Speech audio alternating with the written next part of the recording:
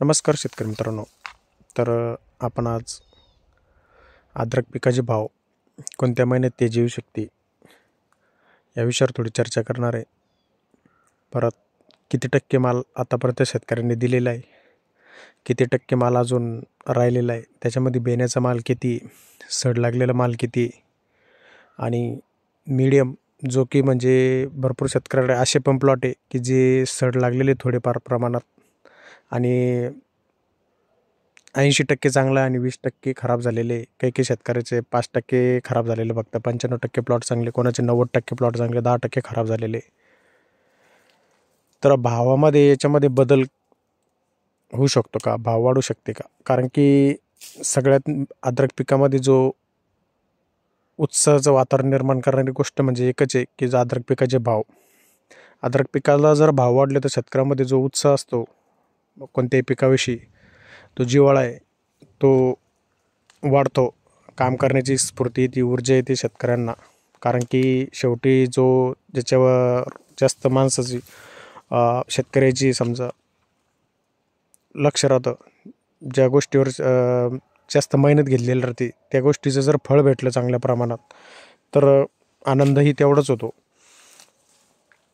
तर आपण आपल्या टॉपिककडे शेतकरी मित्रांनो, आतापर्यंत ज्या शेतकऱ्यांनी सड लागलेला माल होता, ज्या शेतकऱ्यांचा सड लागलेला माल पोळ्यापासनं तर आता डिसेंबरपर्यंत, तर 40% माल हा गेलेला आहे शेतकरी मित्रांनो आतापर्यंत.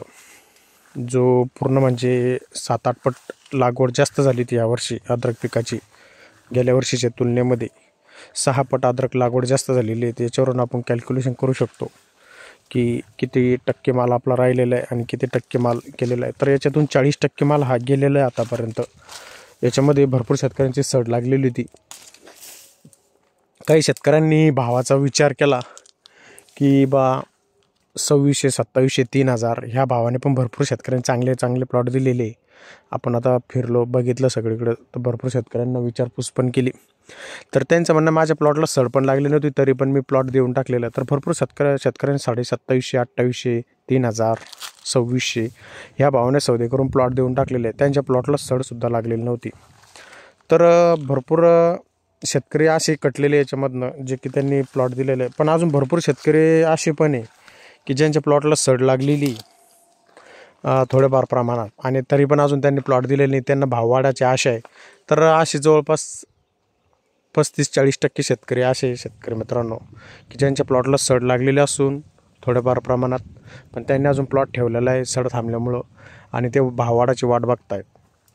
तर अशा शेतकऱ्यांचे पण जवळपास 40% प्लॉट आहे.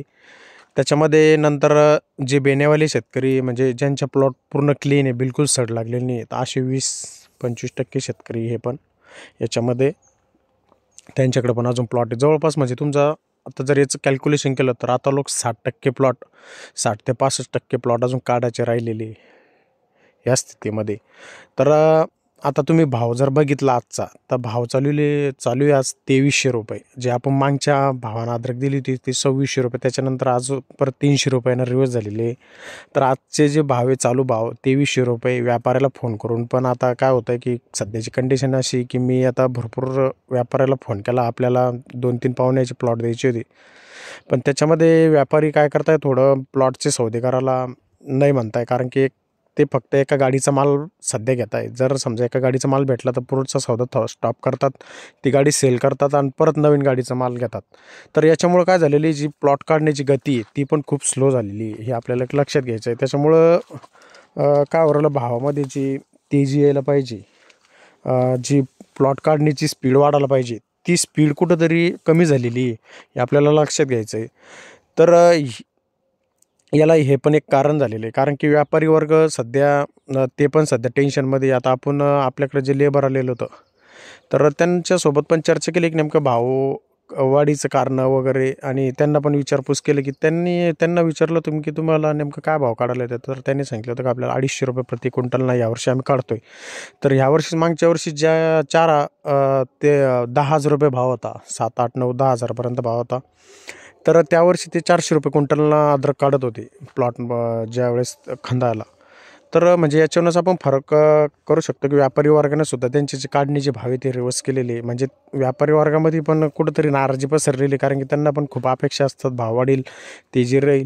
कारण की व्यापाऱ्यांना पण पुढं मालाची डिमांड असली ती खालून जो माल घेण्यास उत्साह राहतो जास्त. तर हे पण आपल्याला लक्षात घ्यायचं आहे. तर आता याच्यानंतर जो आपला एक मेजर टॉपिक आहे की याच्यानंतर आपले भाव कोणत्या महिन्यात वाढू शकतात. तर शेतकरी मित्रांनो, भाव आता मी ज्या दिवशी माझा स्वतःचा माल दिला, तर मी तिथं जवळपास 2 अडीच-3 घंटे बसलेलो होतो. व्यापाऱ्यासोबत मी स्वतः चर्चा केली. व्यापाऱ्याला विचारपूस केली की नेमकं पुढं स्थिती काय राहणार आहे, कारण की माझ्याकडं पण अजून प्लॉट राहिलेला आहे देण्याचा आणि आपल्याला या गोष्टीवर लक्ष ठेवणं गरजेचंच असतं. तर मी त्यांना विचारलं की नेमका आले पिकाचे भाव कोणत्या महिन्यात वाढू शकतात. ते म्हटले मला की जर तुमच्याकडे बियाण्याचा प्लॉट असेल तर मार्च, एप्रिल आणि मेच्या पहिल्या आठवड्यामध्ये, जास्तीत जास्त त्याने मला मार्च, एप्रिल हे 2 महिने सांगितले की याच्यामध्ये जर तुमच्याकडे बियाण्याचा प्लॉट असेल तर ह्या 2 महिन्यामध्ये भावामध्ये तेजी येऊ शकते. त्यांनी 100% कन्फर्मेशन दिलेलं नाही, पण त्यांनी एक त्यांचं स्वतःचं गणित म्हणजे स्वतःच्या अभ्यासानुसार आपल्याला सांगितलेलं की ते म्हटले होते की मार्च, एप्रिलमध्ये भावामध्ये तेजी येऊ शकते. 3.5, 4, 4,500 रुपयापर्यंत भाव जाऊ शकतो. तर हे पहिल्यापासूनच आपण सर्व शेतकऱ्यांना सांगत होतो शेतकरी मित्रांनो की भाव हा यावर्षी 4,500, 4,500 रुपयापर्यंत राहू शकतो. पण काय होतं आहे की लागवड जास्त असल्यामुळं शेतकरी वर्ग पण लागवड जास्त झाली, प्लॉट देण्याची गती पण वाढलेली आहे आणि सडचं प्रमाण जास्त असल्यामुळं पुढं आवक जास्त झाल्यामुळं पण मालाची जी खप व्हायला पाहिजे तो कमी झालेला आहे. तर तर आपण दुसऱ्या देशात पण माल सप्लाय करतो अद्रक पिकाचा. जे आखाती देश आहे त्यांच्याकडं पण आपण आपला जो अद्रकीचा माल आहे तो दुसऱ्या देशात पाठवतो. पण काय झालेलं आहे की जसं की बांगलादेश ह्या देशासोबत आपले यावर्षी संबंध आहे थोडे खराब झालेले आहे. त्याच्यामुळं बांगलादेश भरपूर प्रमाणात आपलं आले पीक घेत होते. आल्याचं तिकडं त्यांना खूप गरज असते आल्याची. तर ते पण भरपूर प्रमाणात खरेदी करत आहेत. पण त्यांचंच देशाचं वातावरण खराब असल्यामुळं ह्यावर्षी त्यांना पण जो घेण्याचं प्रमाण आहे ते खूप कमी झालेलं आहे. देशाची स्थिती चांगल्या नसल्यामुळे तिकडं पण आपला जे माल एक्सपोर्ट होतो तो एक्सपोर्ट होणं बंद झालेलं आहे. या पण गोष्टीचे खूप इम्पॅक्ट पडलेला आहे. अजून सुंटावाले व्यापारी जे मार्केटमध्ये यायला पाहिजे त्या प्रमाणात त्या टोळ्या चालू झालेल्या नाही. सुंठ बनवणारे जे व्यापारी असतात त्यांना पण भरपूर माल लागतो. ते व्यापारीसुद्धा अजून मार्केटमध्ये आलेले नाही. ते जर व्यापारी आले मार्केटला तर त्याच्यातून पण अजून भाववाढीला खूप मोठं प्रोत्साहन मिळू शकतं.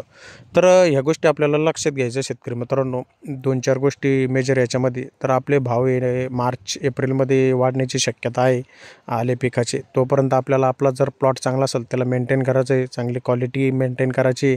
प्लॉटकडं भाव कमी म्हणून दुर्लक्ष करायचं नाही आहे. त्याला जे अजून त्याची काय गरज असेल ती पूर्ण आपल्याला कंप्लीट करायची प्लॉटची. धन्यवाद.